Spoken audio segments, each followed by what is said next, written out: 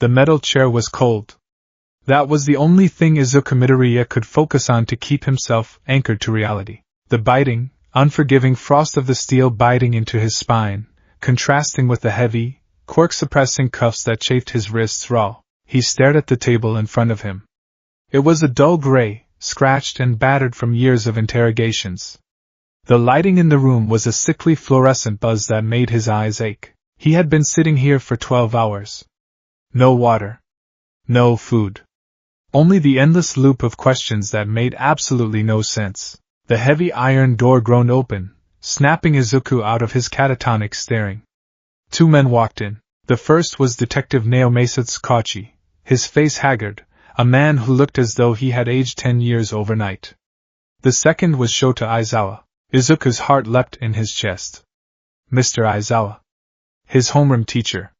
The man who had protected him, who had fought tooth and nail for Class 1A. Relief washed over the boy in a tidal wave. Mr. Aizawa. Detective. Izuku leaned forward, the chains clinking against the table.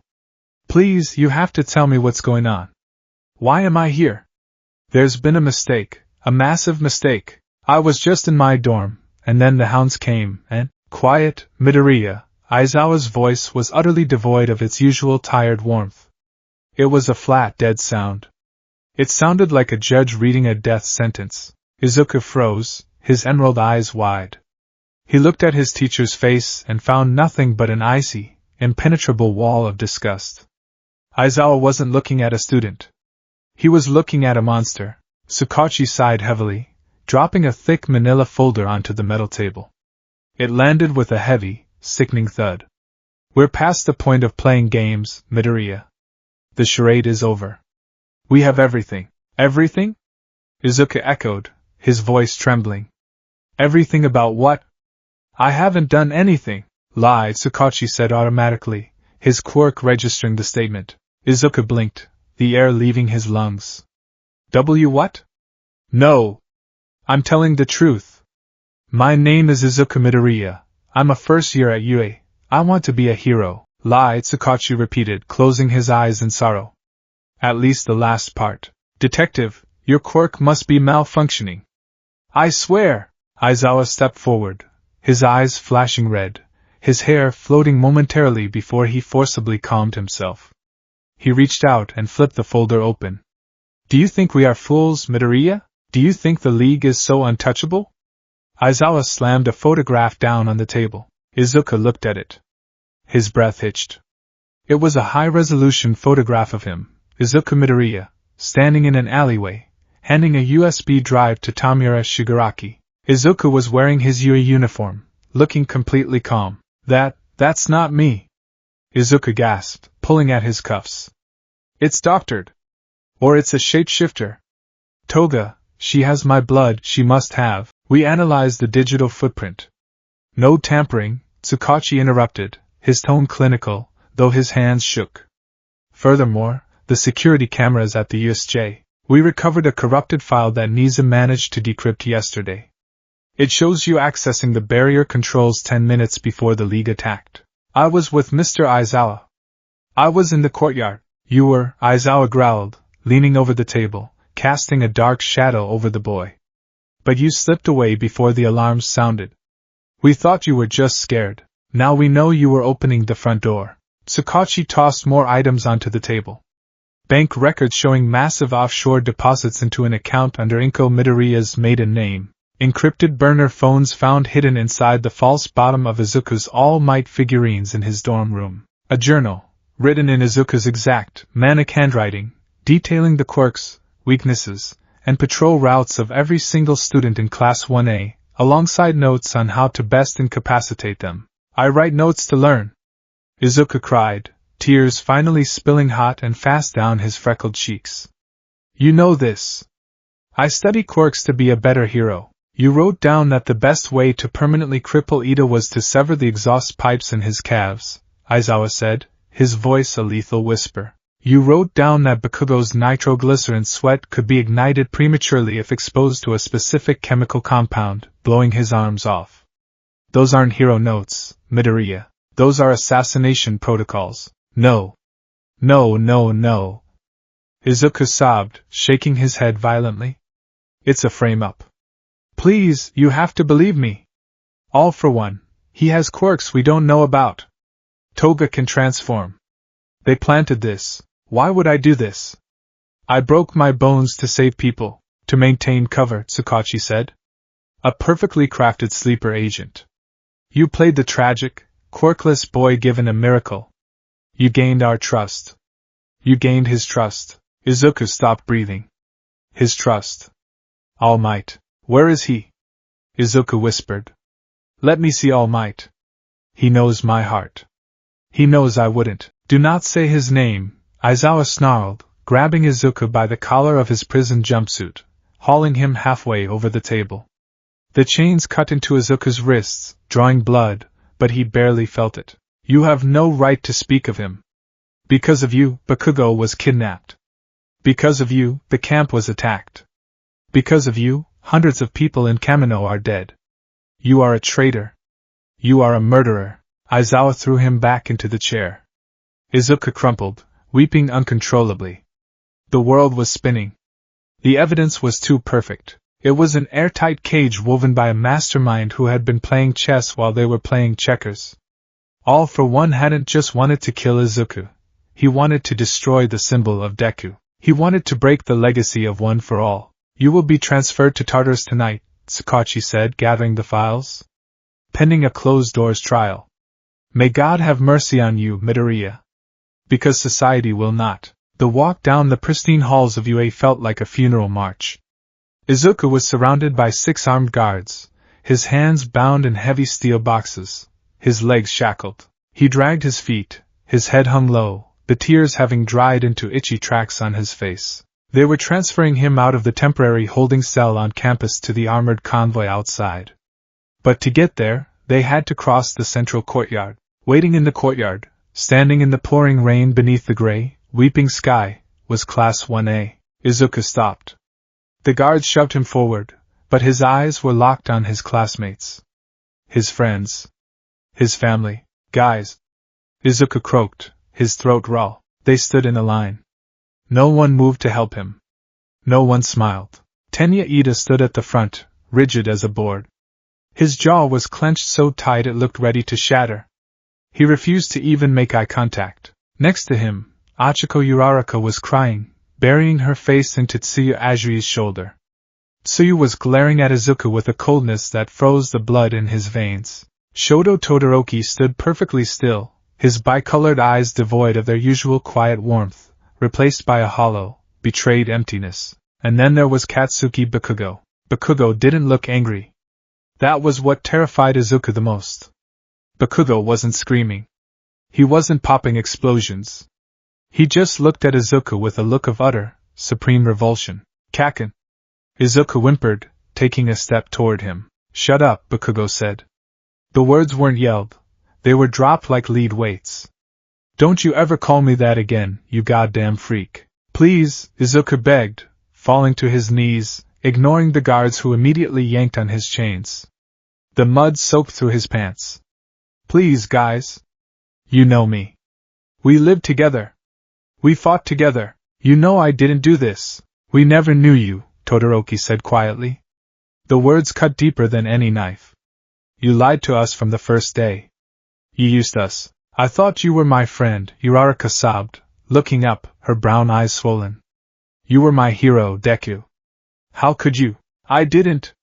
Achiko, please. Izuku thrashed against the guards. I'm innocent. I love you guys.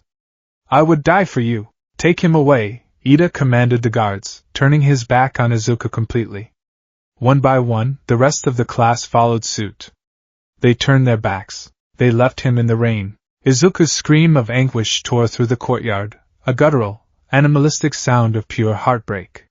He screamed until his vocal cords tore, until he was coughing up copper, but they didn't turn back. The guards dragged him away, a broken, sobbing mess, dragging him toward the armored transport. Before they loaded him into the truck, they threw him into a small, windowless staging room. The guards stepped out, locking the door behind them. Izuku lay on the cold concrete floor, curled into a ball, hyperventilating. His world was gone. His dream was dead. The people he loved hated him. He had nothing left. Clank, the heavy lock turned. The door opened. Izuku didn't look up until he saw the massive, yellow boots step into his line of vision. He slowly raised his head. Toshinori Yagi stood there. He was in his weakened, skeletal form, wearing an oversized trench coat. His sunken blue eyes were shadowed, completely devoid of the radiant light that usually defined the symbol of peace. All Might, Izuku gasped, trying to push himself up, but his bound hands made it impossible. He settled for kneeling at his mentor's feet. All Might, thank God. You know I didn't do this. You know about One for All. Please, you have to tell them. Toshinori didn't speak immediately. He just looked down at the boy he had chosen to be his successor. The boy who had run into the sludge villain's grasp. The boy who had smiled through broken bones. I reviewed the evidence, young Midoriya, Toshinori said. His voice was hollow. It sounded like an old man who had finally lost the will to live.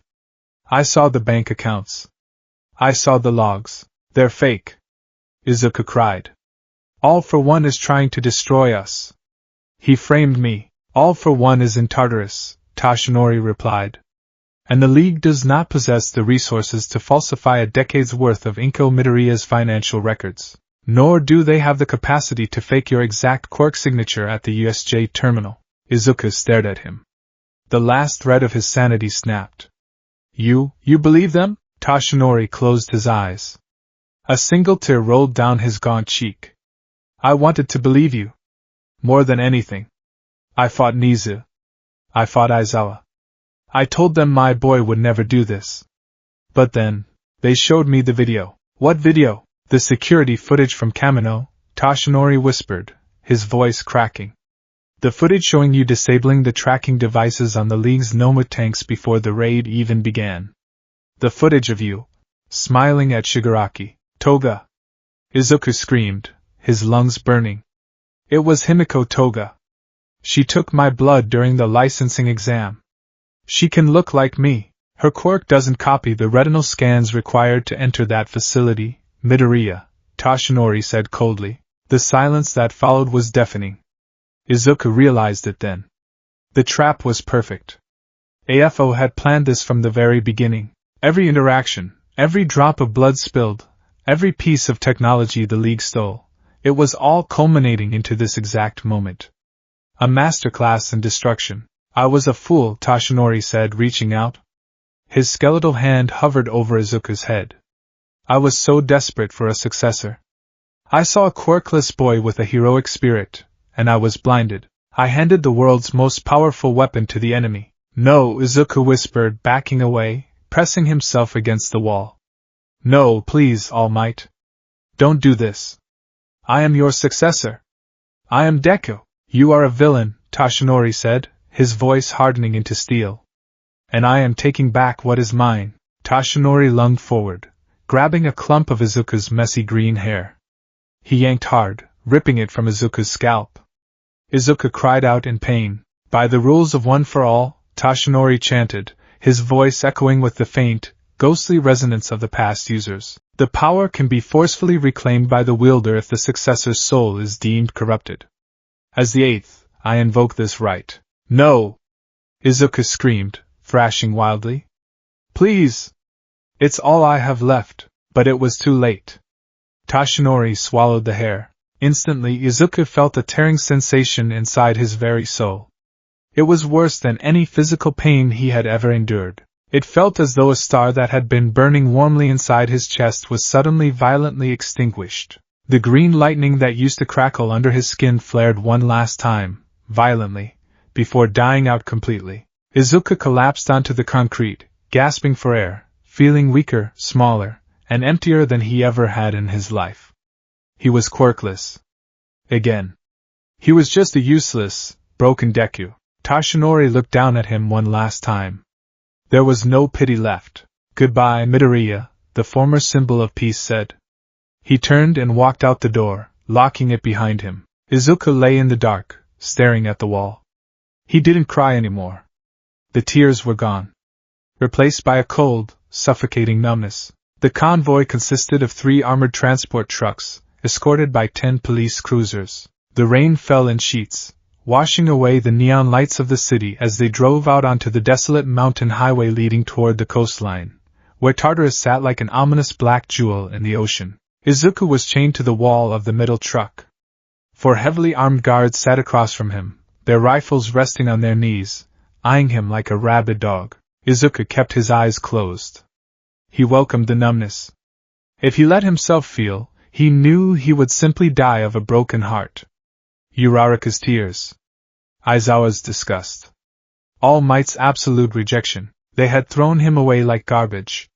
After everything he had sacrificed.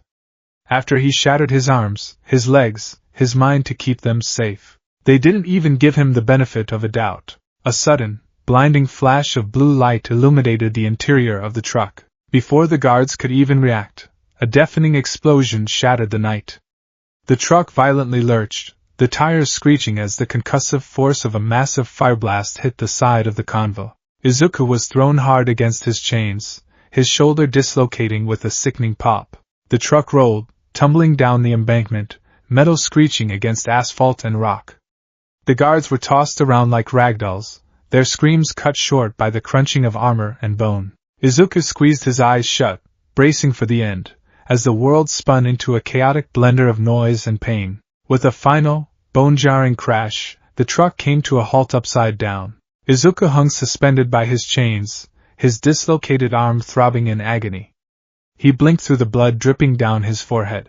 The interior of the truck was dark, illuminated only by the flickering glow of fire outside. The guards were dead, their bodies twisted at unnatural angles. Outside, the sounds of battle were brief and brutally one-sided. Gunfire echoed, followed by the roar of blue flames, a psychotic laugh, and the sickening sound of flesh tearing. Then silence. Footsteps crunched on the gravel outside. The heavy rear doors of the armored truck groaned, glowing red-hot before disintegrating into dust. Stepping through the cloud of ash was Tamura Shigaraki. He wasn't wearing his hands. His pale, scarred face was fully visible, twisted into a manic, ecstatic grin. He stepped into the overturned truck, looking at the dead guards with amusement before turning his ruby-red eyes to Izuku. Behind him, Daobi, Himiko Toga, Spinner, and Mr. Compress appeared. Well, Shigaraki rasped, squatting down to look at the boy hanging from the wall. Look what the Heroes Society threw out with the trash. It's the final boss's favorite little NPC, Izuku. Toga squealed, bouncing on the balls of her feet. She held up a small, empty vial. Did it work? Did it work? Oh, you look so sad. I told Tamura my acting was perfect. I wore your face, I used your voice, I even cried just like you do. Izuku stared at them. The numbness was fading, replaced by a slow, simmering heat in his chest. You did this. Of course we did, you brat, Daobi sneered, a blue flame dancing on his fingertip. Master planned this out months ago. Why kill the symbol of peace's successor in battle when we can make the heroes execute him themselves? Watching them turn on you was the funniest thing I've seen all year. Why? Izuku croaked, coughing up a mouthful of blood. Why go through all this? Just kill me. Because destroying your body isn't enough, Shigaraki said, stepping closer, reaching out to gently grab Izuku's chin. His pinky finger stayed raised. We had to destroy your spirit. We had to prove that the heroes are hypocrites. They preach unconditional love and trust, but the second the wind changes, they turn on their own. They didn't trust you, Midoriya. They never did. Shigaraki's words were poison, slipping into the cracks of Izuku's shattered heart. And the worst part was, Shigaraki was right.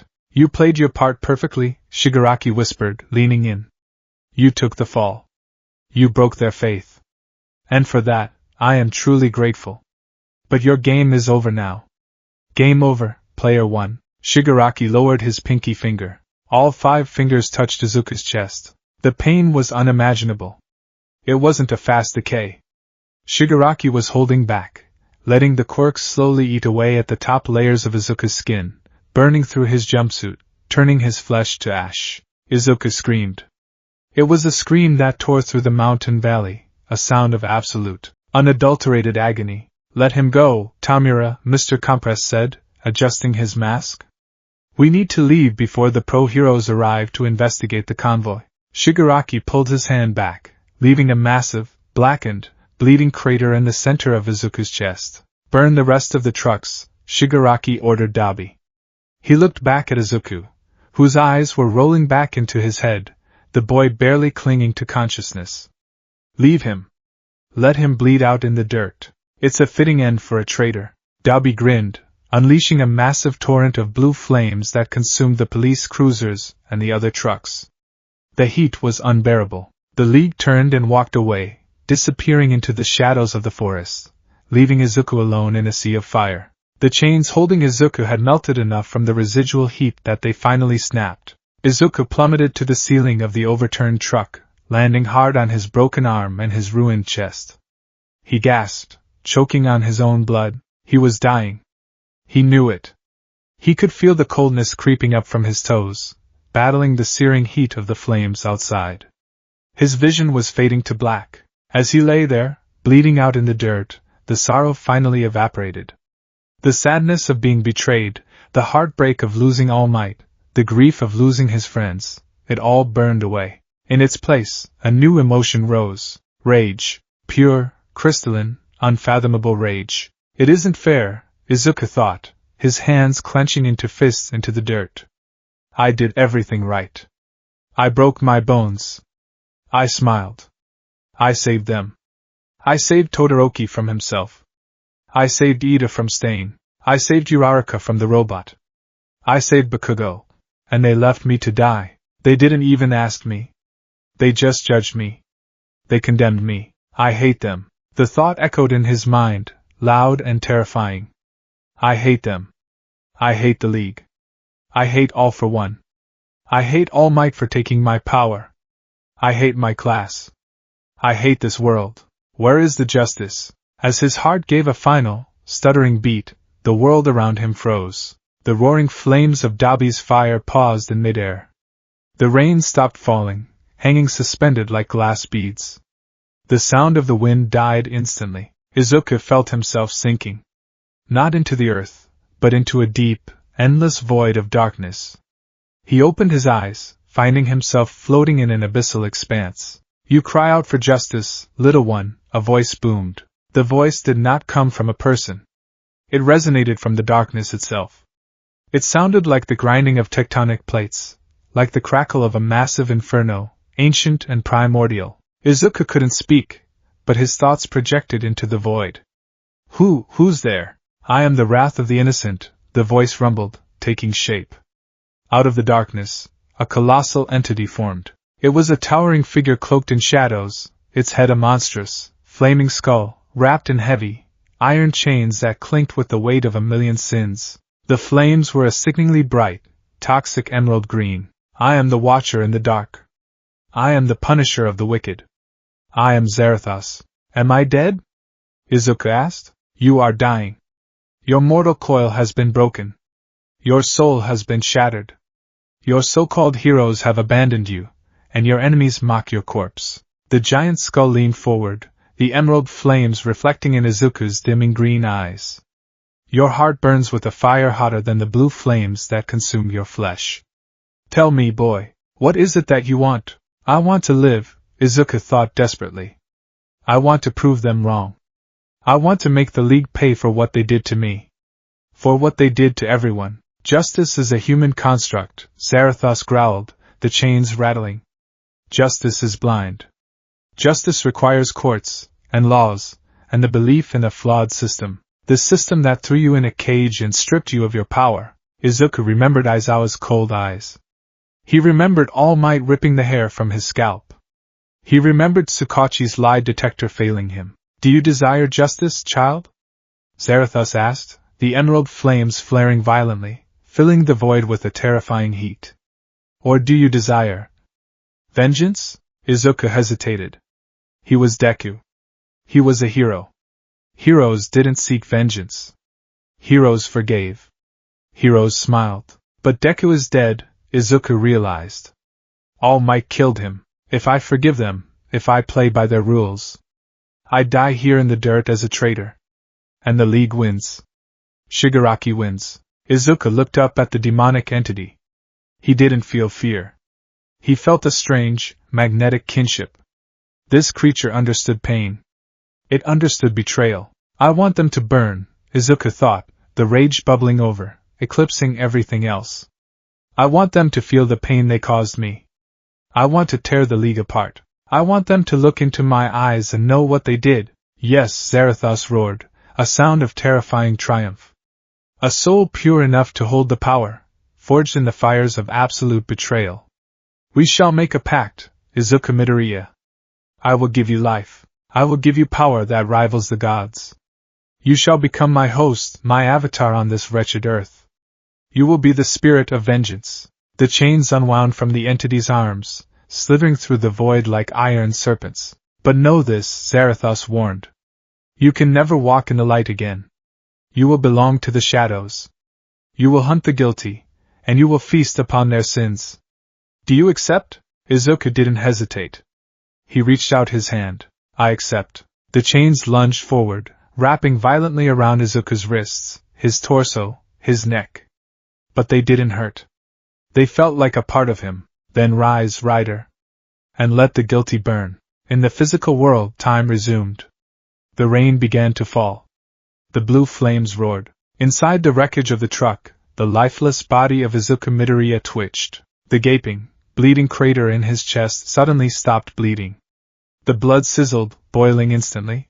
A low, guttural growl echoed from Izuka's throat. It was a sound no human could make. His hands, still pinned beneath his own weight, twitched.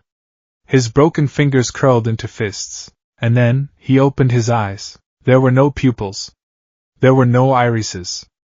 There was only blinding, emerald green fire. The heat inside the truck spiked dramatically, instantly overpowering the blue flames of Dobby's quirk outside. The metal of the truck began to melt, not from cremation, but from something far older, far more unnatural. Hellfire. Izuka pushed himself up. As he did, his skin began to blister and crack. But there was no pain. He opened his mouth, unleashing a scream that shook the very foundations of the earth. As he screamed, the skin on his face burned away. His flesh, his muscles, his hair, it all turned to ash, blown away by a torrential burst of green fire. His skull was exposed, instantly catching fire, radiating a neon green aura that pierced through the darkness of the night. His UA prison jumpsuit transformed, mutating under the demonic magic. Thick black leather materialized, spiked with dark iron studs. Heavy iron chains, glowing red-hot, slithered around his chest, taking the visual form of his lost black whip, wrapping over his shoulder like a bandolier. The boy known as Izuka Midoriya was gone. The Ghost Rider stepped out of the wreckage. He stood at his full height, the green hellfire licking the night air. The blue flames of the League's destruction cowed in his presence, flickering out as the hellfire dominated the atmosphere. The rain hissed as it hit his flaming skull, turning instantly to steam. He looked down at his skeletal hands. He felt the immense, terrifying power coursing through his bones. It was 1,000,000 times stronger than One for All. It was limitless. It was fed by the sins of the world, and this world was overflowing with them. The rider turned his burning gaze toward the forest, where the League of Villains had disappeared. He could smell them. He could smell the innocent blood on their hands. He could smell the rot of their souls. He reached out, his skeletal hand grasping the empty air. The green hellfire surged, striking a twisted piece of scrap metal from the destroyed police cruiser. The fire engulfed the metal, shifting, bending, and mutating it. The metal stretched, wheels formed from molten rubber, the engine roared to life with the sound of a screaming demon. In seconds, a massive, demonic motorcycle sat before him. It was pitch black, adorned with silver chains and skulls, the wheels blazing with emerald fire that scorched the wet pavement. The rider mounted the bike. The engine roared, a sound that echoed for miles, sending a shiver down the spine of every living creature in the mountain range. The League, a voice echoed in his mind. It was his own voice, blended perfectly with the demonic rumble of Zarathos. They are guilty. The Ghost Rider revved the engine, the green fire exploding in a massive shockwave. With a burst of unnatural speed, the rider shot forward, leaving a trail of emerald fire burning on the wet asphalt. He rode into the night, a demon born from a broken hero, riding to bring hell to those who thought they had won. The hunt had begun. The rain fell in sheets across the mountainous coastline of the Shizuoka prefecture, a relentless, freezing deluge that seemed determined to wash away the sins of the night. But some stains sink too deep for rain to cleanse. Shoda Aizawa stood at the edge of the highway, his black capture weapon plastered to his sides, soaked and heavy. His dark, bloodshot eyes stared down into the ravine. The flashing red and blue lights of a dozen police cruisers and emergency response vehicles painted the slick asphalt in chaotic, strobing intervals. Yellow police tape fluttered wildly in the howling wind. It was a graveyard of twisted metal and charred flesh. Eraserhead, a heavy, exhausted voice called out over the sound of the storm. Aizawa didn't turn his head as Detective Naomasa Tsukachi trudged up to stand beside him. The detective was wearing a heavy trench coat, holding a flashlight that cut a weak beam through the torrential downpour. He looked like a man who had not slept in a week. Given the events of the past 48 hours, he probably hadn't. "Give me the sitrep," Aizawa said, his voice flat, devoid of its usual tired cadence. It was the voice of a pro-hero operating purely on instinct and compartmentalization. If he stopped to actually feel what had happened today, he wasn't sure he would be able to remain standing. "It's a total loss," Tsukachi replied grimly, shining his flashlight down into the ravine. 3 armored transport trucks, 10 escort cruisers. All utterly decimated. We've recovered the bodies of 22 guards and officers. No survivors.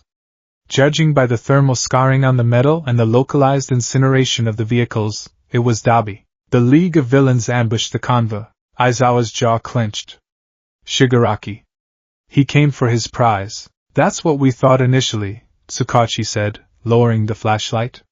He turned to look at the underground hero, his expression tight with confusion and an underlying sense of dread. "But Eraser, things aren't adding up down there." Aizawa finally turned his gaze away from the wreckage and looked at the detective.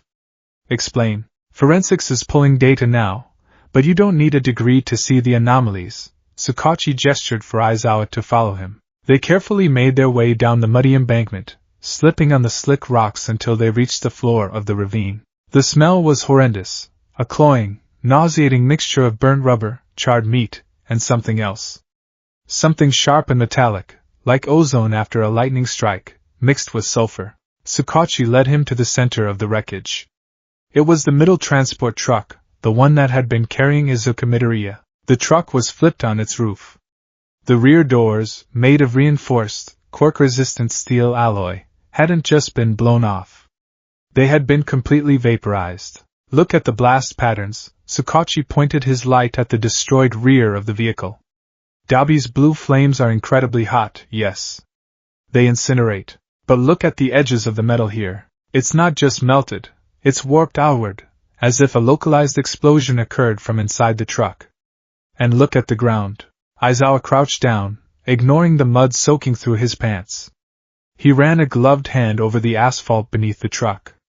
It was completely smooth. Glassy. The sand and gravel in the asphalt fused together into obsidian, Aizawa muttered, his eyes narrowing. "Exactly," Tsukachi nodded. "The heat required to instantly vitrify asphalt like this exceeds even what Endeavor has recorded in his ultimate moves. And Dabi's quirk signatures, the residual thermal energy, are concentrated around the other trucks. Whatever happened here, at this specific truck, it wasn't Dabi. Or at least, it wasn't just Dabi." Aizawa stood up, peering into the dark, overturned chassis of the transport. The heavy iron chains hanging from the walls were melted into slag. "Where is Midoriya?" Aizawa asked, the question hanging heavy in the freezing air. "Gone," Tsukachi said softly. "No body, no ash pile that matches human remains in this specific sector. Nothing." Aizawa closed his eyes, pinching the bridge of his nose. The logical conclusion was staring him in the face. The League of Villains had intercepted the convoy to rescue their sleeper agent. Midoriya was gone, back into the arms of the enemy, likely to be redeployed when the time was right. The boy who had sat in his classroom, who had broken his own fingers to push Todoroki to use his fire, who had jumped into danger to save Bakugo. It was all a lie. The ultimate betrayal. But as Aizawa looked at the melted chains and the glass-like crater in the earth, a strange, creeping sensation crawled up his spine. Why was there so much blood? He pointed his flashlight at a large, dark stain on the ceiling of the overturned truck, right where Midoriya would have fallen if the chains had snapped. It was a massive pool of coagulated blood, far more than a simple injury would produce. And dead center in the pool of blood was a pile of white ash. Did you test that blood? Aizawa asked. Field test confirmed it, Sakachi said, his voice dropping to a whisper. It's Midoriya's. And the volume. Eraser.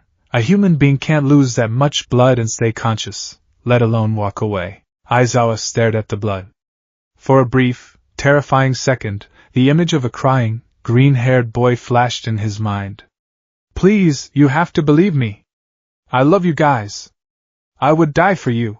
Aizawa aggressively shoved the memory down, locking it away in an iron box in his mind. He couldn't afford doubt.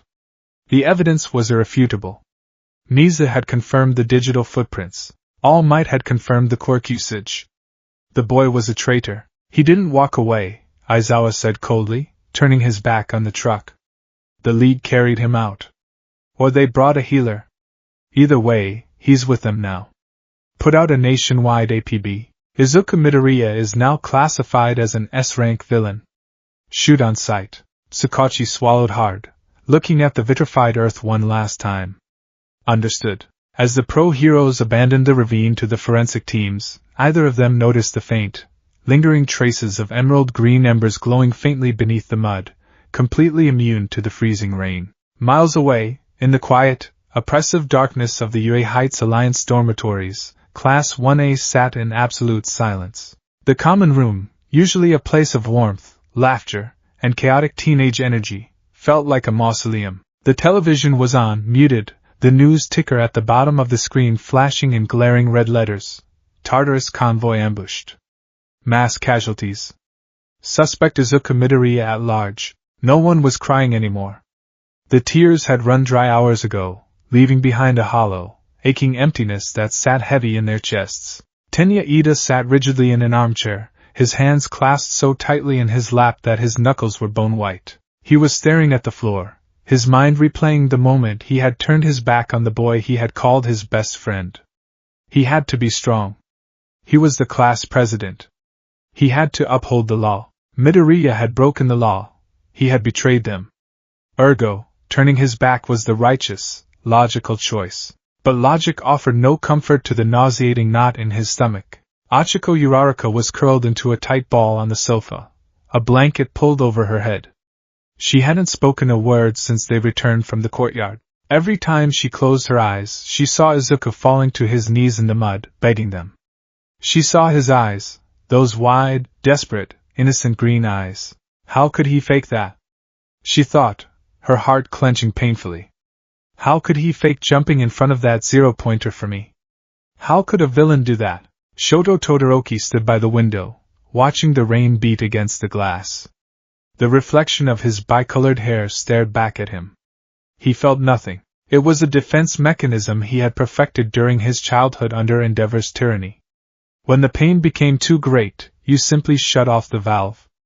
Midoriya was a traitor. The boy who had saved him at the sports festival was a phantom, an illusion crafted by All for One. That was the reality. Shoto accepted it. But the acceptance tasted like ash in his mouth. Then there was Katsuki Bakugo. Bakugo sat on the floor, leaning against the wall in the darkest corner of the room. His head was bowed, his spiky blonde hair casting long shadows over his face. His palms were sweating, the faint scent of nitroglycerin wafting through the tense air, but he wasn't sparking. He was just breathing. Heavy, ragged breaths. He's with them now. Eijiro Kirishima finally broke the silence, his voice barely a whisper. He looked at his hands, unable to harden them. The League. They got him out. Good, Bakugo rasped, his voice sounding like sandpaper. The entire class looked at him.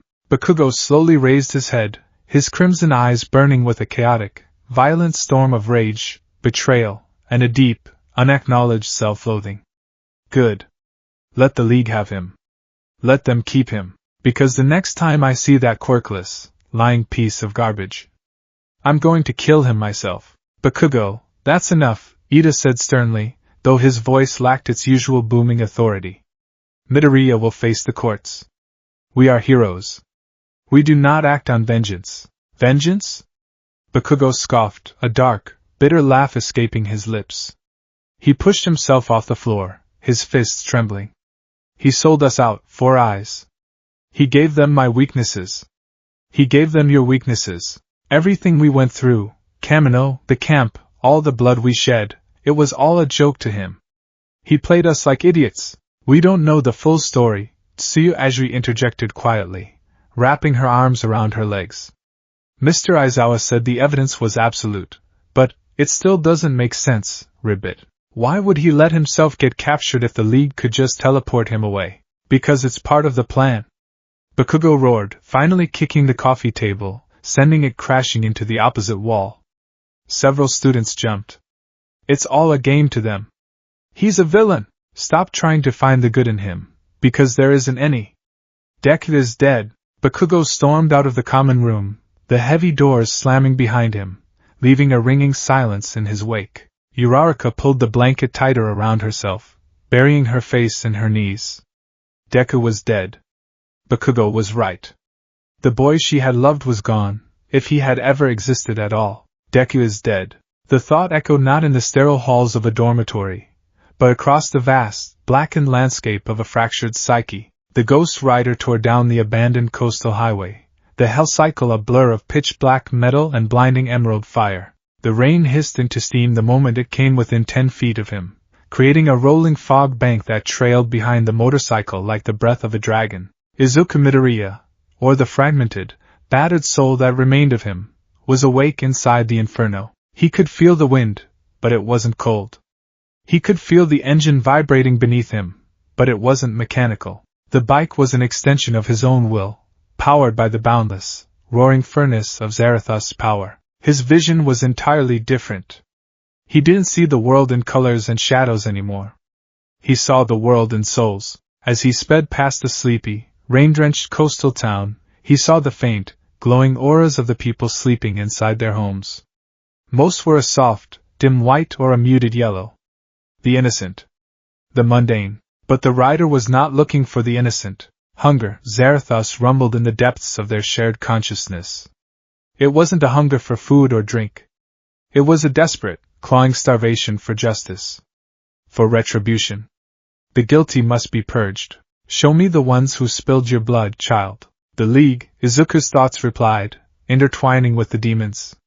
The rage that had birthed this pact was still there, boiling just beneath the surface, hot and volatile.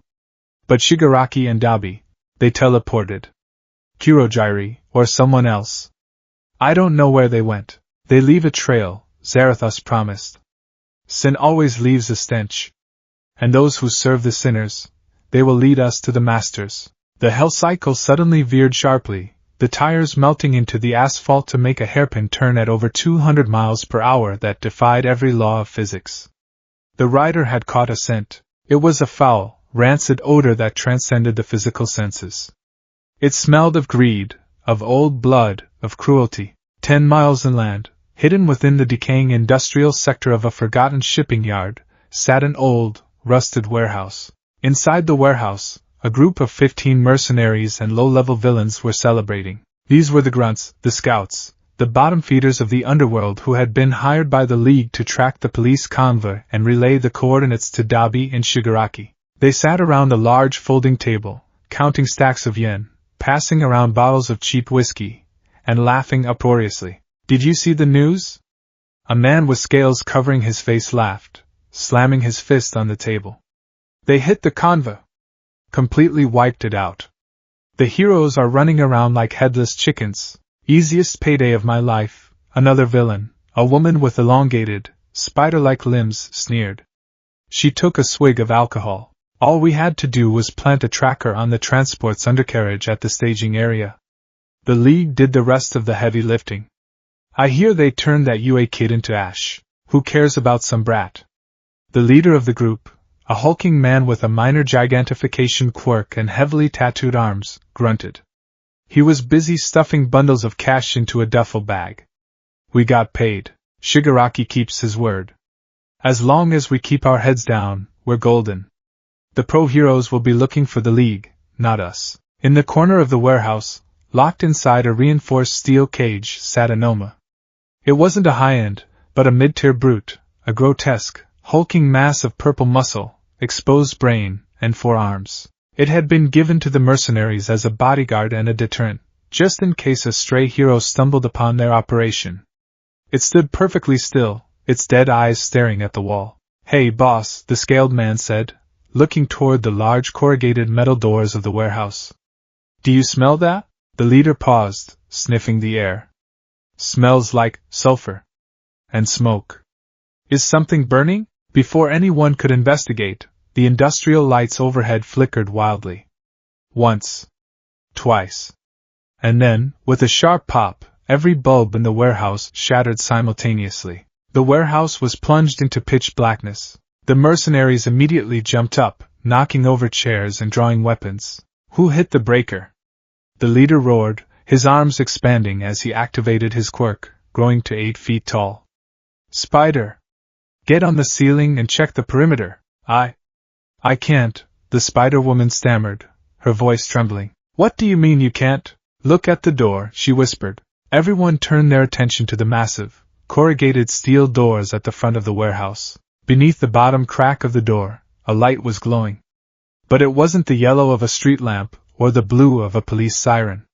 It was a sickly, vibrant, toxic emerald green, and the metal of the door was slowly beginning to glow red-hot, then white-hot, right in the center. The temperature in the warehouse began to climb rapidly. The air grew thick, stifling, and suffocatingly dry. The smell of sulfur became overpowering, mixing with the metallic tang of blood and ozone. Boom! The heavy steel door didn't just open. It exploded inward, ripped from its hinges by an invisible, catastrophic force. The metal warped and twisted, flying through the air and crashing into the far wall with a deafening screech. Through the swirling cloud of dust and steam, a figure stepped into the warehouse. The mercenaries froze, their breath caught in their throats. It was a nightmare made flesh. A man dressed in heavy, spiked black leather, wrapped in thick iron chains that glowed with an internal, hellish heat. But it was the head that paralyzed them with sheer, primal terror. A bare, bleached skull, wreathed in roaring green fire that illuminated the warehouse in a demonic, pulsating glow. The Ghost Rider stood in the threshold, his empty, burning eye sockets scanning the room. "Guilty," Zarathos hissed in Izuku's mind. "Every single one of them. The blood of the convo guards is on their hands." "Feast, Rider." The rider took a step forward. The concrete floor beneath his heavy boots cracked and blackened, the heat melting the stone. "What the hell is that?" The scaled man screamed, raising a submachine gun. "Fire! Kill it!" the leader roared. The warehouse erupted into a cacophony of gunfire and quirk activations. Bullets rained down on the rider in a relentless storm. Fireballs, acid spit, and kinetic blasts slammed into his body. Izuku felt the impacts. He felt the bullets tearing through his leather jacket, striking his bones. But there was no pain. Only a dull, distant pressure. The bullets flattened against his ribcage and fell to the floor as molten slag. The acid boiled away before it could even touch him. The fire simply added to his own. The rider continued to walk forward, a slow, deliberate, unstoppable advance. "It's not working!" a mercenary shrieked, dropping his empty gun and turning to run. The rider raised his right hand. From his wrist, a chain shot forward. It didn't move like metal, it moved like a living serpent, mimicking the chaotic, whipping motion of Izuku's lost black whip quirk, but infinitely faster and deadlier. The chain glowed a blinding green. It struck the fleeing mercenary in the back. The chain didn't pierce his skin. It passed cleanly through his body. The mercenary froze mid-step. His eyes rolled back into his head, and he let out a gurgling, breathless gasp. The hellfire didn't burn his clothes or his flesh. It burned his soul. The man collapsed to the ground, completely catatonic, his mind shattered by the touch of the underworld. The rider lashed out again. The chain whipped in a wide arc, striking 3 more villains. They all fell instantly, their souls scorched, rendered into living husks. "Release the Nomu!" the giant leader screamed, panic finally breaking through his bravado. "Let it out!" The scaled man ran to the cage and smashed the electronic lock. The doors swung open. The Nomu, programmed to kill upon release, roared. It charged forward, its forearms flexing, shaking the ground with every step.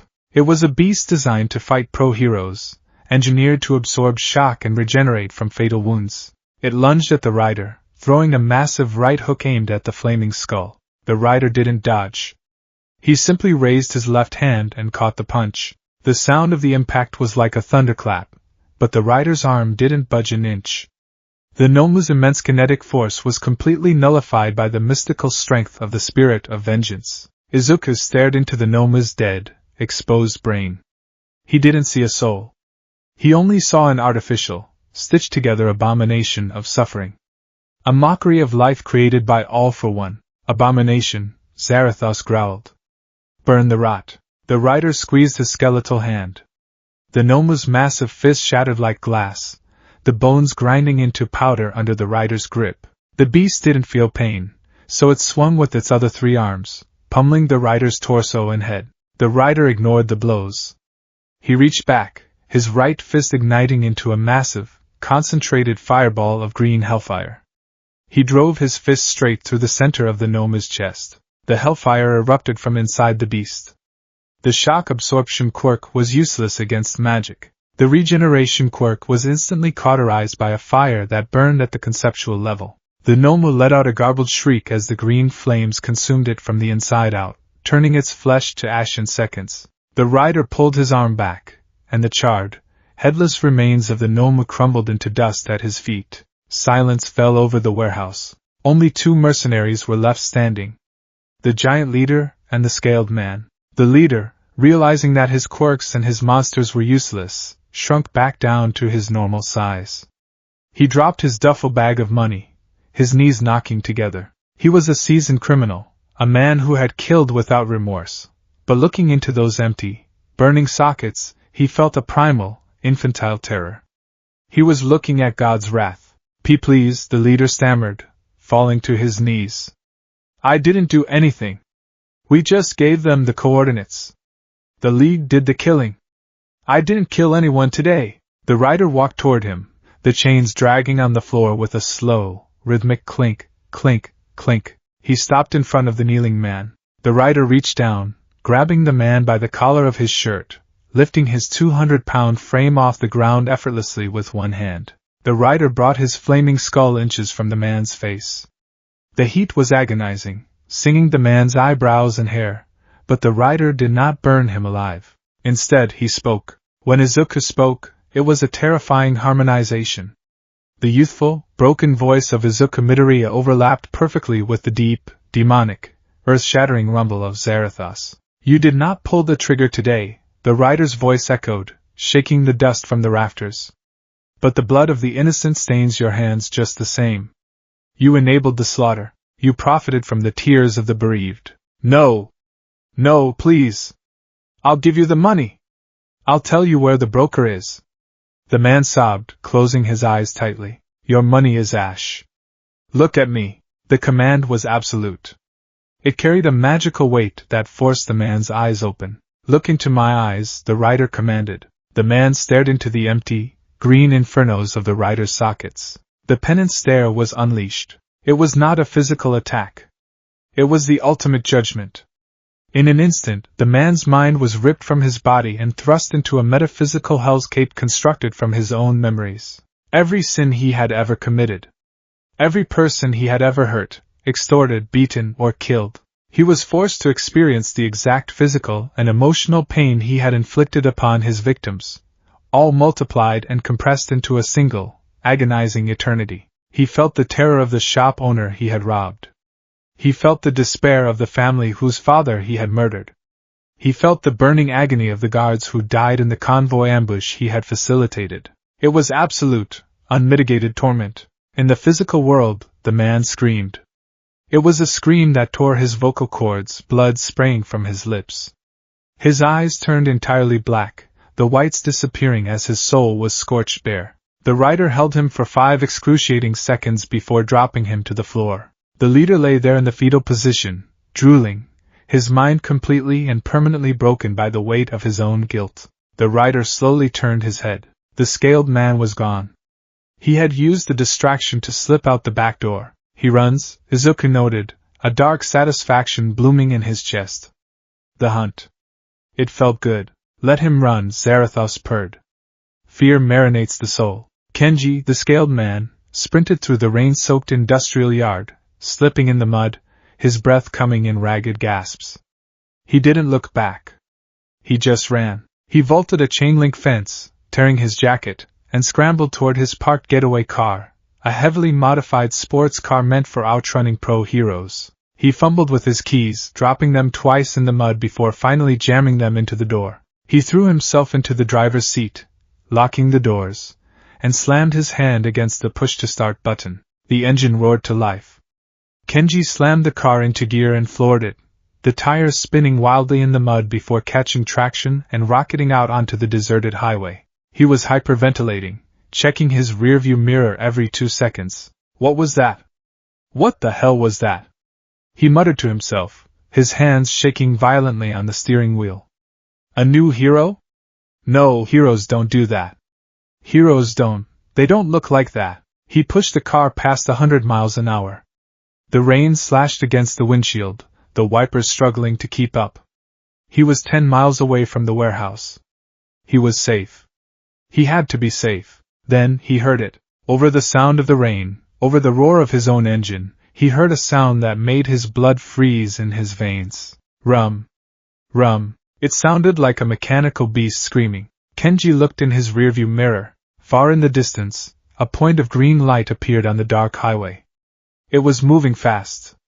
Impossibly fast. No, no, no, no. Kenji slammed his foot harder on the gas pedal. The speedometer climbed to 120, 130. The car was shaking, pushing its absolute limits. He looked in the mirror again. The green light was closer. Much closer. Through the blur of the rain, Kenji could see it. The Ghost Rider. He was riding the Hellcycle, a trail of blazing green fire scorching the highway behind him. The bike was tearing through the storm, gaining on the sports car as if Kenji was standing still. Leave me alone! Kenji screamed, swerving across the lanes, trying to lose his pursuer in the curves of the mountain road. But the rider was relentless. Kenji watched in absolute horror as the road ahead curved sharply along the edge of a cliff. Kenji braked hard, drifting dangerously close to the guardrail to make the turn. He expected the rider to slow down. The rider didn't. Instead of braking, the Hellcycle veered off the road completely. Kenji gasped, thinking the monster had driven off the cliff. But as Kenji completed the turn, he looked out his passenger window and screamed. The Ghost Rider was riding on the sheer rock face of the cliff. The Hellcycle's tires, burning with demonic fire, defied gravity, melting into the stone and creating a path of scorched earth along the vertical wall. The rider rode parallel to Kenji's car, looking down at him from the rock wall, his flaming skull tilting slightly, almost as if he were mocking him. The rider flicked his wrist. A chain shot out from his hand, shattering the passenger side window of the car and wrapping tightly around Kenji's neck. Kenji choked, the glowing chain searing heat into his collar, though it didn't burn his skin.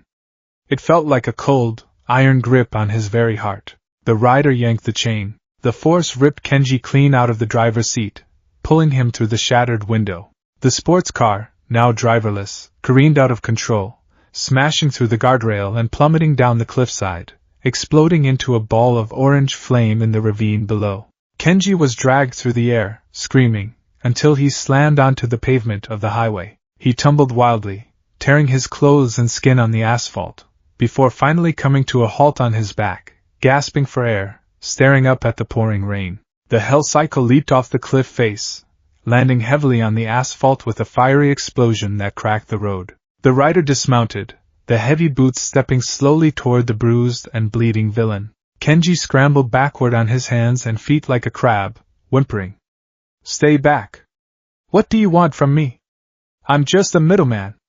I'm nobody. The rider stopped, standing over him, a towering monolith of vengeance and fire. You facilitated the ambush, the dual-layered voice vibrated through the storm.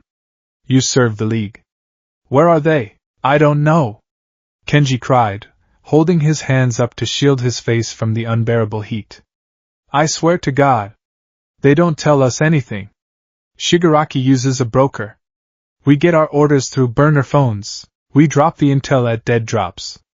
I don't know where they hide. The rider stared at him in silence. The flames on his skull flickered, reading the man's soul. He speaks the truth, Zarathos noted, a hint of disappointment in the demon's growl.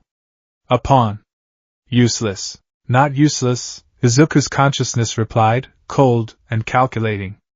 A messenger. The rider reached down, grabbing Kenji by the throat and lifting him into the air. You will not die tonight, the rider said, his grip tightening just enough to restrict airflow. You will serve a new purpose. You will be my herald. Kenji gagged, tears mixing with the rain on his face. What? Look into my eyes.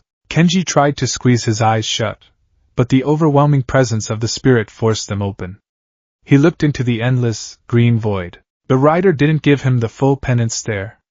If he did, Kenji's mind would shatter completely, rendering him incapable of delivering the message. Instead, the rider gave him a fraction. A taste. Kenji screamed as a surge of empathetic agony flooded his brain. He felt the pain of the guards from the convoy. He felt the despair of Izuku Midoriya chained in the dark. He saw visions of hellfire consuming the world, of chains wrapping around the wicked, dragging them into the abyss. When the rider finally dropped him, Kenji lay on the wet asphalt, weeping uncontrollably, his body shaking with violent spasms. The rider turned, walking back to his hell cycle. Tell the underworld, the rider called out over his shoulder, mounting the bike. Tell the brokers. Tell the villains. Tell the League. Vengeance has awoken. And I am coming for them all. The engine roared, and in a flash of blinding emerald fire, the ghost rider tore down the highway, vanishing into the night, leaving Kenji alone in the rain, broken and terrified. The sun was just beginning to rise over the city of Muzurifu, casting a pale, gray light through the lingering storm clouds. At the central precinct of the local police force, the morning shift was just arriving. A young, rookie police officer walked out the front doors with 2 cups of coffee, shivering in the morning chill. He stopped dead in his tracks, dropping both cups. The hot coffee splattered across the pavement. Hey! We need a medic out here. Now! The rookie yelled into his radio, drawing his sidearm and running forward. Lying on the steps of the police station was a man.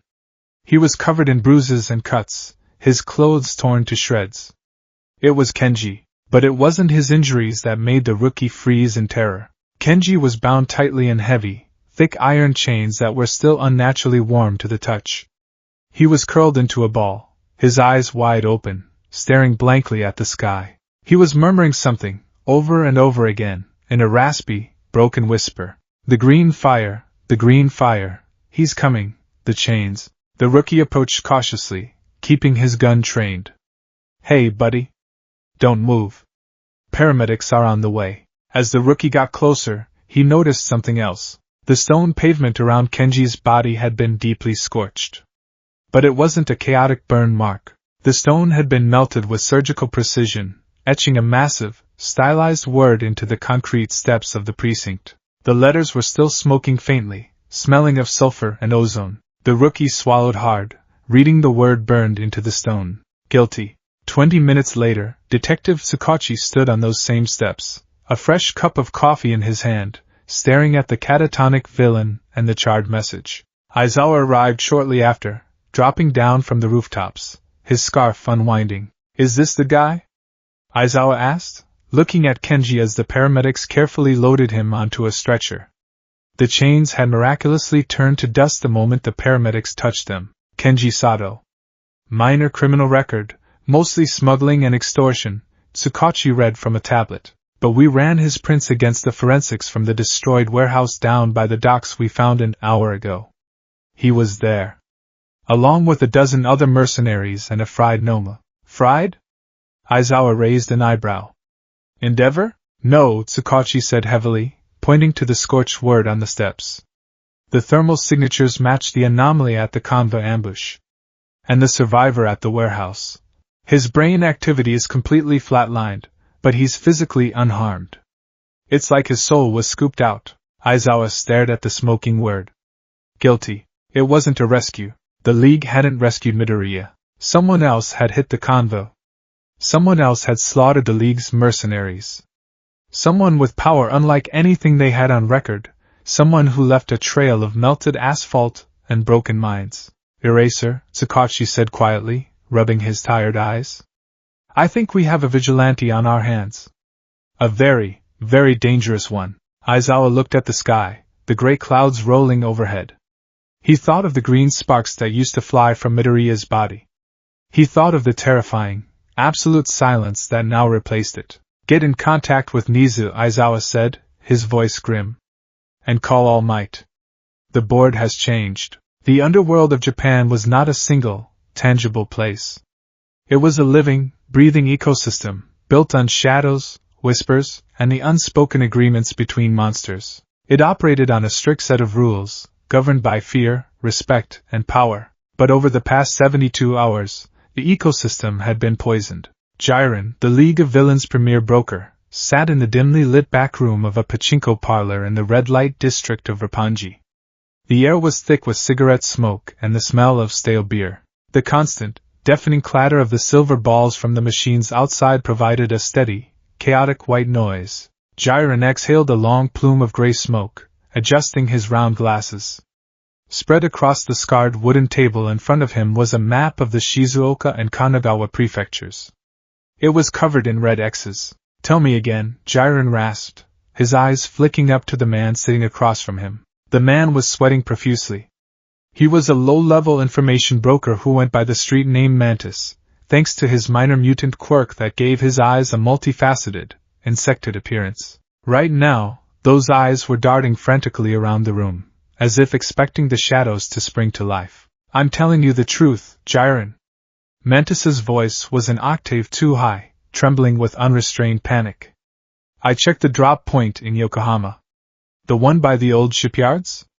Gone. The entire crew, 14 guys, heavily armed, completely wiped out. Wiped out how? Jiren asked, tapping his cigarette over a glass ashtray. Heroes? Did the HPSC finally send Hawks down to do some dirty work? No! Not heroes. Mantis leaned over the table, his breath reeking of cheap whiskey and fear. Heroes arrest people. Heroes break a few bones and slap on quirk-suppressing cuffs. Whatever hit the Yokohama drop didn't leave anyone to arrest. There were no bodies, Jiren. Just ash. Piles and piles of white ash, and melted steel. The guns were fused together into lumps of slag. Jiren frowned, a deep crease forming on his forehead. Dabi? Why would Dabi torch his own supply lines? Mantis hissed. And it's not just Yokohama. The safe house in Kawasaki? Burned to the ground. The weapons cache hidden beneath that pachinko parlor in Chiba? Melted into the earth. 3 Nomu storage facilities, 3, gutted in 2 days. And the survivors, the ones who managed to get away. Mantis shuddered violently, wrapping his arms around himself. What about the survivors? Jiren prompted, his tone losing its usual sleazy charm, replaced by a cold, calculating edge. They're not, right, Mantis whispered. I saw one of them. A guy who runs guns for the Yakuza. He was sitting in an alleyway, wrapped in a blanket, staring at the wall. He was drooling, Jiren. His eyes were wide open, completely blank, and he just kept rocking back and forth, whispering about the green demon. About chains of fire. About the Watcher in the dark. Whoever is doing this isn't just killing them. He's ripping their souls out. Jiren leaned back in his chair, taking another slow drag of his cigarette. The red X's on the map weren't just random targets. They were surgical strikes. Whoever was doing this was systematically dismantling the League of Villains' logistical network. The supply lines, the weapons caches, the safe houses, the hired muscle. It was a blitzkrieg, executed with a level of precision and raw power that defied logic. The green demon, Jiren muttered to himself, thinking of the rumors spreading like a plague through the dark web. A rider on a black motorcycle. A flaming skull. Emerald fire that couldn't be extinguished by water or vacuum. All right, Mantis. Take this and get out of town for a while. Go to Hokkaido. Keep your head down. Jiren tossed a thick envelope of yen onto the table. Mantis snatched it like a starving dog and bolted from the room without another word. Left alone, Jiren picked up a heavily encrypted burner phone.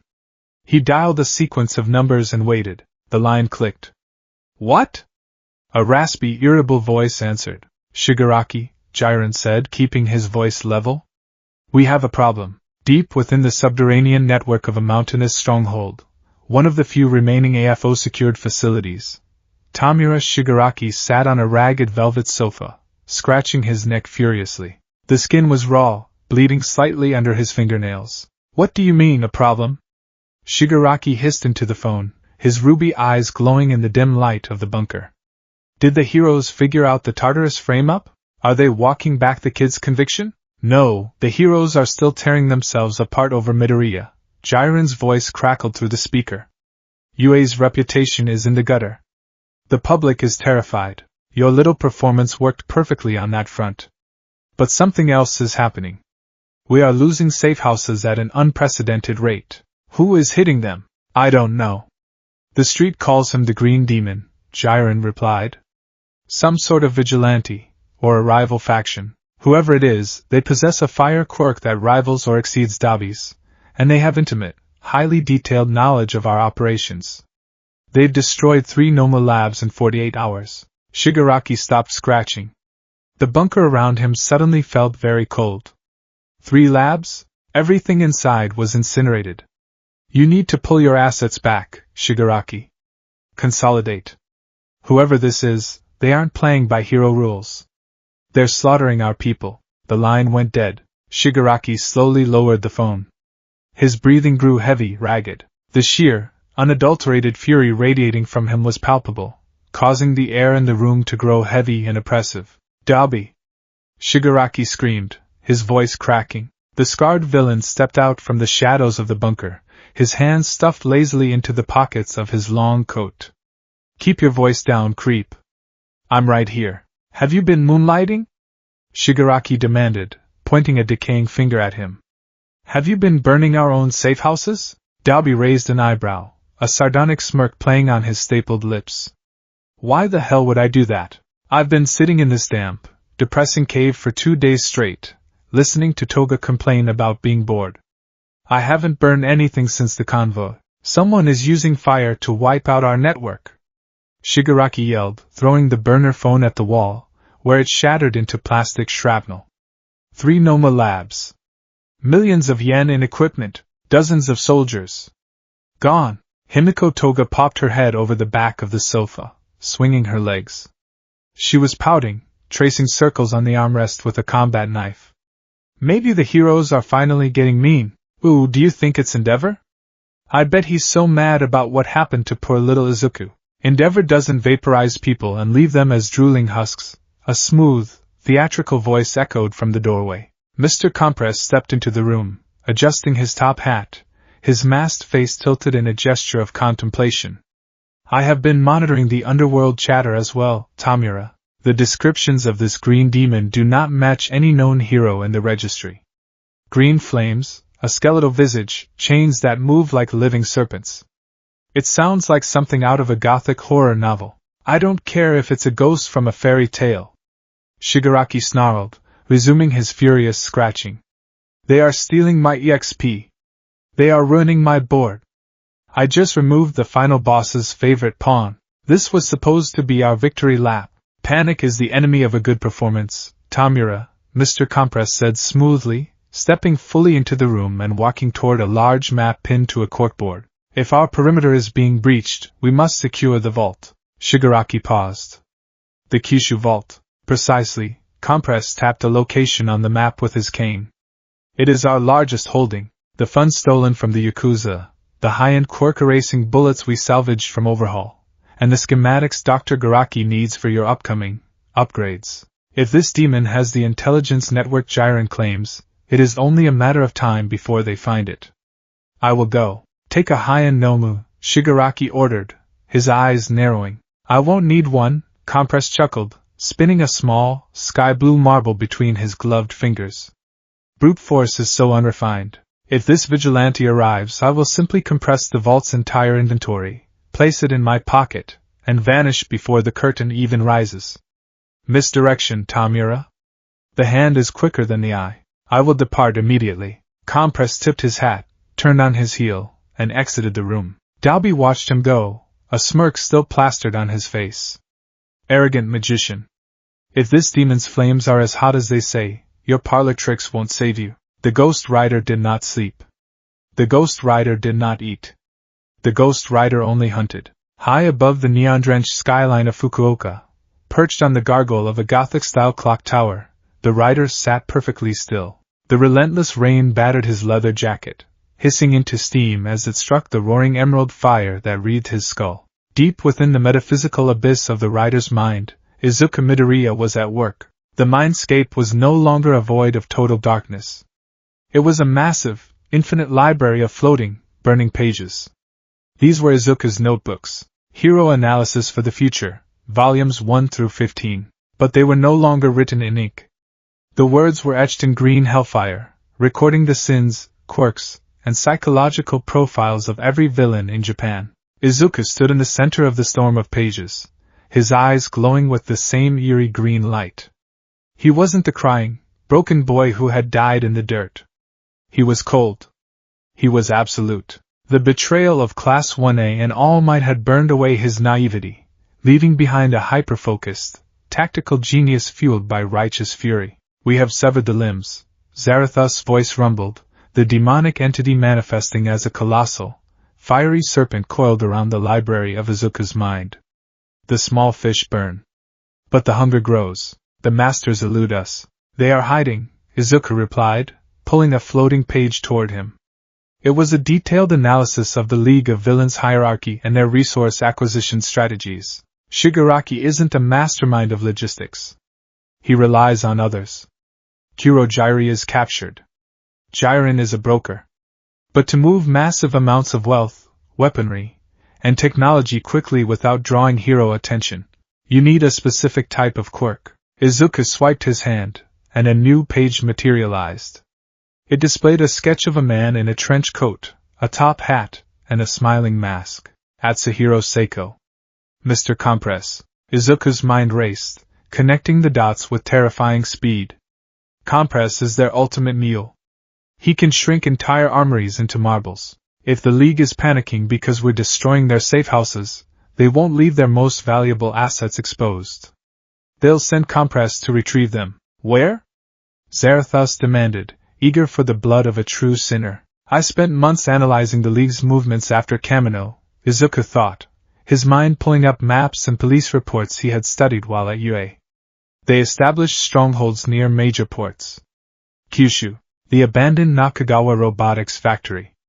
It's highly fortified, off the grid, and large enough to hold heavy machinery. If I were Compress, that's where I'd go. Then we ride, Zarathus roared. In the physical world, the rider stood up on the gargoyle. He looked down at the city, the emerald flames on his skull flaring into a blinding inferno. He leaped off the clock tower, plummeting hundreds of feet toward the empty street below. Mid-fall, he let out a piercing, demonic whistle. A stream of hellfire erupted from the asphalt of the street, coalescing into the massive, roaring hell cycle. It sped perfectly underneath the falling rider. He landed on the saddle seamlessly, the suspension groaning under his supernatural weight.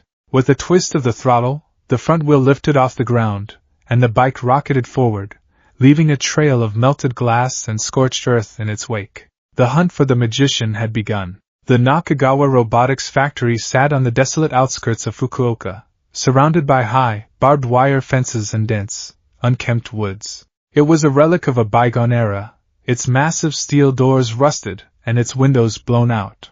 But inside, it was a state-of-the-art fortress. Mr. Compress walked briskly down the central corridor of the facility, his cane tapping rhythmically against the pristine concrete floor. He was flanked by 10 heavily armed mercenaries, all wielding military-grade assault rifles loaded with armor-piercing rounds. The corridor was lined with automated, motion-sensing turret guns mounted to the ceiling, courtesy of the Detonarak Corporation. Hurry it up! Compress barked, clapping his gloved hands together. The curtain is rising, gentlemen. We have millions of yen in illegal tech sitting in the lower vaults, and I want it all compressed and in my pockets before midnight. Sir! One of the mercenaries, a man whose arms were made of hardened stone, jogged up alongside Compress. The exterior perimeter sensors are picking up a thermal anomaly. Compress stopped, adjusting his mask. An anomaly? Is it a hero? Endeavor? Hawks? No, sir. The thermal reading it's off the charts. It's moving down the main access road at over 200 kilometers an hour. It's burning hotter than a blast furnace. Compress's eyes narrowed beneath his mask. The rumors were true. The green demon had found them. Fascinating, Compress murmured, a dangerous edge to his theatrical voice. It seems we have a guest who refuses to wait for intermission. Lock down the facility. Activate the detonator turrets. I want every man on the loading dock armed and ready. Whatever this thing is, it dies before it crosses the threshold. The sirens inside the factory began to wail, a piercing, high-pitched shriek that echoed through the cavernous halls. Red warning lights bathed the facility in a bloody hue. Compress didn't run. He simply walked faster toward the main vault, spinning a marble in his hand. He was confident. The factory's outer doors were made of foot-thick reinforced titanium, designed to withstand a direct hit from a cruise missile. Let the demon throw its fire. It would only exhaust itself. Outside, the heavy rain continued to fall. The mercenaries stationed at the main gate raised their weapons, aiming through the chain-link fence down the dark, muddy access road. Do you see anything? One of them yelled over the storm. Nothing yet. Keep your eyes peeled. Then, the darkness at the end of the road began to glow. It was a small, green speck at first, like a firefly in the distance. But within seconds, it grew into a blinding, roaring sun. The sound of the Hellcycle's engine was like the screaming of 1,000 tortured souls, vibrating in the chests of the mercenaries, causing their teeth to chatter. Open fire! The captain screamed. The mercenaries unleashed a hail of bullets down the road. Tracers lit up the night sky, hundreds of rounds of lead flying toward the approaching light. The Ghost Rider did not swerve. He did not dodge. As the bullets entered the aura of the rider's hellfire, they didn't even reach his leather jacket. The sheer, conceptual heat of the emerald flames melted the armor-piercing rounds in midair. Drops of molten lead splashed harmlessly against the rider's chest and the bike's chassis, turning to dust. The Hellcycle hit the reinforced steel gate at 150 miles per hour. There was no crash. There was no grinding of metal. The mystical fire surrounding the bike simply instantly vaporized the titanium gate, blowing a massive, glowing hole straight through the barricade. The shockwave of the impact sent the mercenaries flying through the air, their eardrums ruptured, their guns shattered. The rider skidded to a halt in the center of the courtyard, the massive tires of the bike melting deep into the concrete. He slowly dismounted, the heavy chains wrapped around his torso clinking ominously.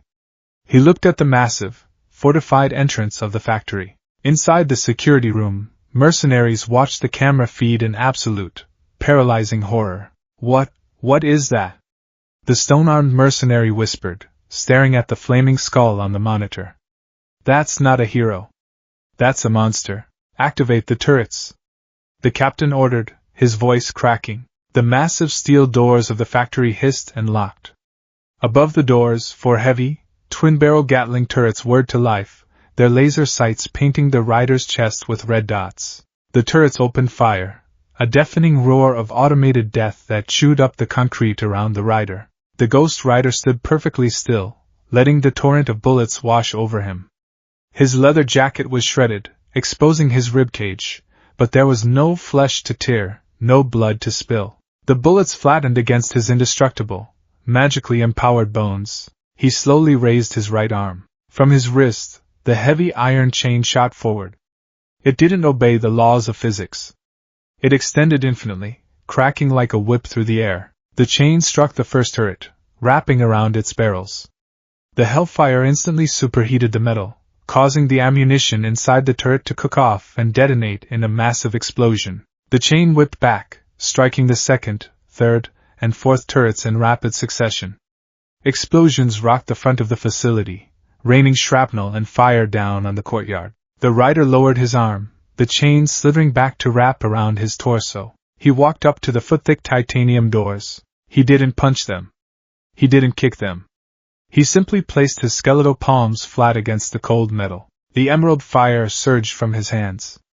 The titanium, designed to withstand military bombardment, began to glow cherry red, then white hot. Within 5 seconds, the center of the door melted entirely into a pool of glowing slag. The rider stepped through the molten hole and entered the factory. Mr. Compress was standing inside the main vault, furiously throwing his marbles at crates of weapons, stacks of cash, and servers filled with data. With every pop, a crate vanished, compressed into a tiny sphere that he caught gracefully and slipped into his pocket. "Sir!" The radio on his lapel crackled with frantic, screaming voices. "It's inside. The turrets are gone. The doors are gone. It's walking down the main hall. Engage it!" Compress yelled back, his composure finally cracking. "Use the quirk-suppressing grenades. Use everything. We're trying. The bullets melt. The grenades don't work. It's just looking at people and they're dropping dead. Oh God, it's looking at me. ARRGGH." The radio dissolved into a horrifying sound of a man's mind breaking, followed by dead static. Compress swallowed hard, looking at the half-empty vault. He had the most important items. The overhaul bullets and the doctor's research. It would have to be enough. "Time to exit stage left," Compress muttered, turning toward the secondary escape tunnel at the back of the vault. Boom! The reinforced door of the vault was ripped entirely off its hinges, flying across the room and smashing into a stack of servers. Compress spun around, drawing 3 marbles between his fingers. Standing in the doorway, shrouded in smoke, steam, and the blinding glow of green fire, was the Ghost Rider. The temperature in the vault instantly spiked to unbearable levels. The paint on the walls began to blister and peel. Compress felt the heat seeping through his boots. He looked at the skeletal monstrosity, and for the first time in his criminal career, he felt a true, primal instinct to run. But the showman in him refused to yield. "Incredible," Compress breathed, masking his terror with his usual theatrical flair. He took a dramatic bow. "I must applaud your entrance. Truly spectacular. The pyrotechnics, the costume design. A solid 10 out of 10. But I'm afraid this theater is closed for the evening." Compress flicked his wrist, throwing 3 marbles at the ground beneath the rider's feet. Pop! Pop! Pop! The marbles expanded instantly, releasing 3 massive, multi-ton boulders that Compress had stored for exactly this type of emergency. The boulders materialized right above the rider, crashing down on him with devastating force. The ground shook as the rocks buried the flaming skeleton. Compress smirked, adjusting his cuffs. Misdirection. The oldest trick in the book. A blast of emerald fire erupted from the pile of rocks. The boulders didn't just break, they exploded outward, completely vaporized by the sheer intensity of the hellfire. The rider stepped out of the crater, completely unharmed. The fire on his skull roared higher, angry and wild. "Your tricks are pathetic," the rider spoke, his dual-layered, demonic voice vibrating through the vault, shaking the remaining servers. "A magician who hides his sins behind a mask. But the mask cannot hide your soul." Compress gritted his teeth, taking a step back. "Who are you? What do you want with the League? We are the wrath you invited into your world." The rider took a slow, heavy step forward. "You framed the innocent. You broke the boy. You stole his life." Compress frowned, his mind racing. "The boy? Midoriya? This creature is connected to the UA student? Ah, I see," Compress chuckled nervously, twirling his cane. "You are an Avenger. A friend of poor little Izuku Midoriya. Or perhaps a secret HPSC weapon deployed to avenge his tragic downfall." I admit, the frame-up was a masterpiece. Tamura played the heroes perfectly. "But whatever vengeance you seek, you won't find it here." Compress lunged forward, moving with blinding speed. He didn't aim to fight the rider, he aimed to touch him. If his hand made contact, he could compress the entire entity into a marble and throw it into the ocean. It was his ultimate trump card. It bypassed durability, strength, and fire. Compress dodged a sweeping strike from the rider's chain, diving under the glowing iron links. He sprang up, his gloved hand reaching out. "Curtain call!" Compress yelled. His hand slammed flat against the center of the Ghost Rider's leather-clad chest. Compress activated his quirk. For a fraction of a millisecond, A blue, spherical dome of energy surrounded the Ghost Rider, initiating the compression process. The laws of physics dictated that the matter within the dome would shrink, condensing into an infinitesimally small space. But the Ghost Rider was not bound by the laws of physics. The Hellfire was not matter. It was magic. It was a conceptual manifestation of divine wrath and retribution. As the quirk attempted to compress the spirit of vengeance, the emerald fire rebelled violently. The magic rejected the scientific anomaly of the quirk. The blue sphere instantly turned a sickly, blinding green. What?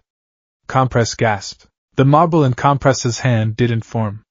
Instead, the compression energy violently reversed course, shattering like glass. A massive shockwave of pure, unadulterated magical feedback blasted outward. Compress screamed in agony as the feedback surged up his arm. His glove disintegrated. The flesh of his hand was blistered and scorched, not by physical heat, but by a spiritual burn that tore at his very nerve endings. He was thrown backward, crashing hard against the far wall of the vault, his top hat tumbling across the floor. He clutched his ruined, smoking hand to his chest, gasping for air. His quirk, his infallible, perfect quirk had just failed. It had shattered against this monster like a wave against a mountain. The rider stood over him, towering and absolute. The heavy iron chains slithered from the rider's torso like snakes, shooting forward and wrapping tightly around Compress's wrists and ankles, pinning him to the floor. The metal was searing hot, causing Compress to cry out as it burned through his coat. Compress looked up at the flaming skull, absolute terror finally breaking through his theatrical persona. The mask on his face had cracked down the middle. Please, Compress stammered, squirming against the chains. I am just an entertainer. I am a thief, not a murderer. The rider leaned down, the green fire illuminating the crack in Compress's mask. When the rider spoke next, the deep, demonic rumble of Zarathos faded slightly, allowing the human voice underneath to become distinctly, terrifyingly clear. You kidnapped Katsuki Bakugo, Izuka's voice said. It was cold, analytical, and dripping with an ancient hatred. You compressed him into a marble. You stole him from the forest, hiding him in your mouth. You used your sleight of hand to trick Todoroki and me. Compress froze. The pain in his hand faded, replaced by a chilling, impossible realization. He knew that cadence. He knew that specific, analytical way of speaking. He had heard it when he was running through the forest, being chased by 3 desperate teenagers. No, Compress whispered, his eyes widening behind his cracked mask. He stared into the empty, fiery sockets of the skull. No, it's impossible. We saw the footage. Shigaraki decayed your chest. You were left in the ravine. You died. The Ghost Rider tilted his head, the flames licking the air. Midoriya. Compress breathed, the name sounding like a curse. The demonic overlay slammed back into the rider's voice, shaking the very foundations of the vault, echoing with the combined wrath of the boy who was betrayed and the demon who answered his call. Midoriya is dead, the rider roared, the chains pulling Compress up to eye level.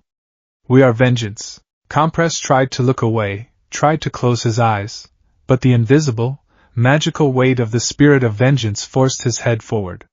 He was locked into the gaze of the eternal judge. Your show is over, the rider commanded. Look into my eyes. Feel the weight of your stage. The penance stare began. Atsuhiro Seiko's mind was instantly ripped from the physical plane. The grandiose theater of his ego was burned to the ground. He didn't just see his crimes, he felt them. He felt the sheer, suffocating terror of Katsuki Bakugo, trapped in the darkness of the marble, not knowing if he was dead or alive. He felt the agonizing panic of Tokoimi. He felt the devastating grief of the parents whose children were injured in the forest camp. He felt the physical pain of every guard, every hero, and every civilian the League had ever crushed in their pursuit of tearing down society. It was a tidal wave of suffering, crashing down on a man who had spent his entire life treating the pain of others as a mere performance art. Compress screamed. His vocal cords tore, blood spraying the inside of his cracked mask. His eyes rolled back, blacking out completely as his soul was seared by the green hellfire. The rider held the stare until the very last drop of guilt had been extracted, until the villain's mind was nothing more than a hollow, scorched shell. The rider released the chains. compress crumpled to the floor like a discarded marionette, his body twitching sporadically, his mind completely broken. Izuku Midoriya looked down at the ruined villain. He felt no pity. He felt no remorse. He only felt the cold, righteous satisfaction of a puzzle piece locking into place. One down, Izuku thought, his mind already calculating the next target. More, Zarathos growled, the flames burning brighter. The masters still breathe. The rider turned his back on the catatonic villain. He reached down and scooped up the marbles compress had dropped, the ones containing the League's stolen wealth and the doctor's research. He didn't take them to use them. He crushed them in his skeletal fist, letting the hellfire incinerate the marbles, permanently destroying the League's assets. The rider walked out of the ruined vault, stepping through the smoldering remains of the factory. The remaining mercenaries had fled into the night, terrified by the screams of their commander. The rider mounted his hell cycle. The engine roared, a triumphant scream that pierced the storm. With a blast of green fire, the rider sped off into the night, the eternal watcher in the dark, hunting for the next soul to burn.